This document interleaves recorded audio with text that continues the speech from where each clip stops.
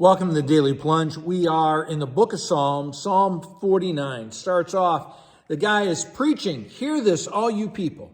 Everybody who lives in the whole world, this applies to everybody, both the rich and the poor, the high and the low, no matter what you think you are. If you think your status is high and you're untouchable, or you think that you're too low, you need to hear my words, because this is a meditation that God has given me, right? And to give you understanding. So turn your ear to me.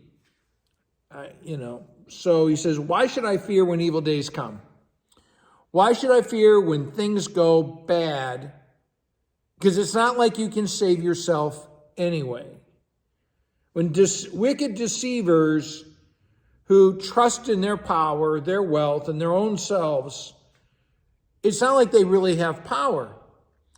Because, as he says, now this is really where we get down to brass tacks. No one can redeem the life of another or give to God a ransom. Why should I fear those who boast in wealth? Because they can't purchase my life. They can't, pay for my life. Everyone is going to die. The foolish, the wise, the rich, and the poor, everyone is destined to die. Mortality for human beings is still 100%. So, who can give a ransom for my life? Because the life is very costly. And we know that the one who gives a ransom for our lives is Jesus Christ, right? No human being can pay the price of their own life, actually.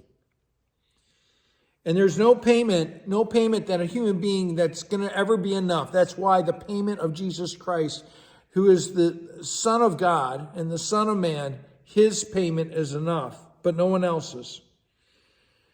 And no one, so that they could live forever and not see decay. Everyone is going to die. The only hope we have of resurrection is going to be in God, not in our own selves. For you can see the wise die, the foolish die. We talked about this. And their tombs will remain their houses forever. In fact, you're going to spend more time dead than you spent alive. Think about that. Even though they had great fame, they had, lands were named after them, right? But despite all their wealth, they did not endure. They perished like the beasts. And God promises to redeem his faithful from death. And the promise is that we will be taken to rest with God himself. As it says in verse 15, God will redeem me from the realm of the dead, and he will surely take me to himself. Well, there it is. In the book of Psalms, in the Old Testament, there is the promise of the resurrection. And how does that come to us? Through Jesus Christ. I mean, to really sort of expand our minds to see that God is writing the gospel of Jesus Christ and the promise of the resurrection in the Old Testament. Now, usually when we're talking about the lost, we think about other people whose sins are visible and very easy to gossip about, right? But the pious are actually the most difficult people to deal with. They're self-satisfied, they're smug and aloof. They're the hardest of all to bring to grace. And it's sort of what he's, don't be over it all when others, grow rich or who think that, so much of themselves. They all will join those who have gone before him.